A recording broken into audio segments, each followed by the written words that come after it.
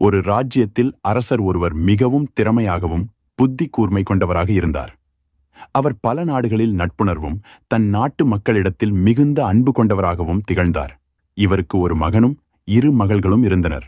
2 மகள்களையும் அண்டை நாட்டில் ஆட்சி செய்யும் இளவரசர்களுக்கு தன் மகள்களை நல்ல முறையில் திருமணம் செய்து வைத்தார்.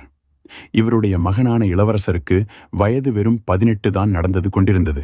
ஆகையால் இன்னும் 2-3 வருடங்கள் கழியட்டும், பிறகு திருமணம் செய்யலாம் என்று முடிவு செய்தனர்.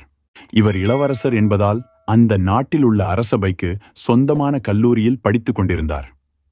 கோடை காலம் என்பதால் கல்லூரிக்கு விடுமுறை விடுக்கப்பட்டது. இவர் சற்று சோம்பேறி.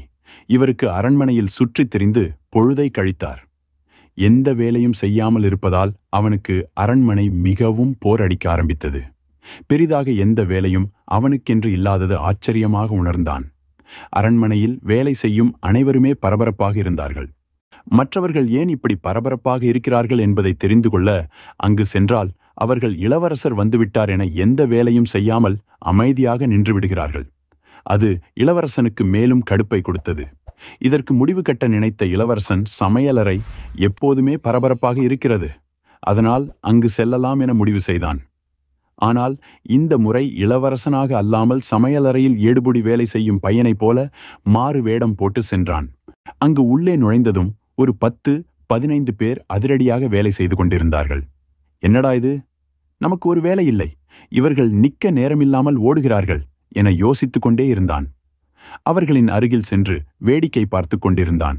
அப்பொழுது அங்கு வேலை செய்யும் ஒரு பெரியவர், டேய், என்னடா பண்ற? இப்படி மசமசன்னு வேடிக்கை பார்க்கிற, சீக்கிரம் வேலையை செய் என்றார். என்ன வேலை செய்ய வேண்டும் என்று தெரியாமல் அப்படியே நின்று கொண்டிருந்தான் இளவரசன். டேய், சொல்லிக்கிட்டே இருக்கேன், இப்படி நிக்கிற? இளவரசர் உணவருந்த அந்த வெள்ளி தட்டுகளை சுத்தம் செய் என்றான்.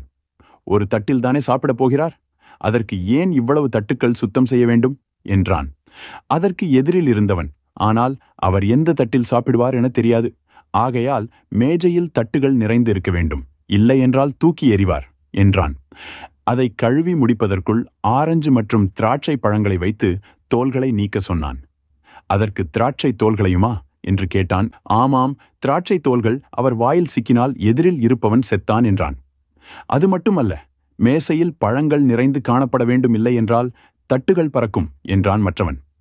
இளவரசன் யோசிப்பதற்குள் உடைகளை துவைத்து காய வைத்து சரியாக மடித்து இருக்க வேண்டும் என ஒருவன் துணி மூட்டையை கொடுத்தான். தன்னைத்தானே திட்டிக் கொண்டு அந்த வேலைகளை செய்து முடித்தான். அதற்குள் இளவரசர் உணவில் இருக்கும் சீரகத்தையும் கிராம்பையும் தனியாக எடுக்க வேண்டும் என்றான் ஒருவன்.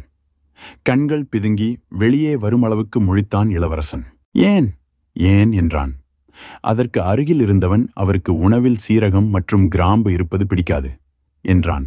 அப்படியென்றால் அதை போடாமல் சமைக்கலாமே என்றான் இளவரசன்.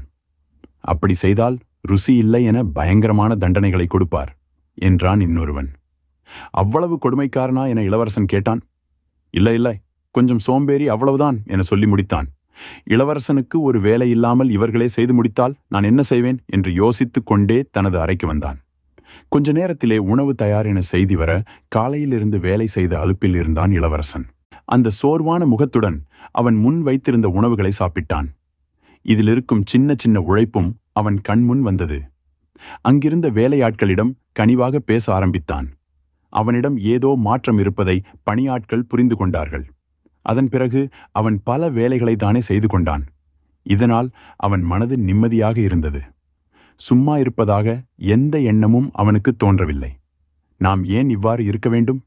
நம் தந்தையைப் போலவே நல்ல முறையில் ஆட்சி செய்ய வேண்டும் என்றால் நாம் நன்கு சிந்தித்து செயல்பட வேண்டும். ஆகையால் நம் நாட்டு மக்களுக்கு எது தேவை, நம் நாட்டின் வளர்ச்சியை எப்படி உயர்த்துவது என்று யோசித்தான். கதையின் நீதி: சோம்பேறி இளவரசனும் ஒரு நாள் வல்லவராகலாம்.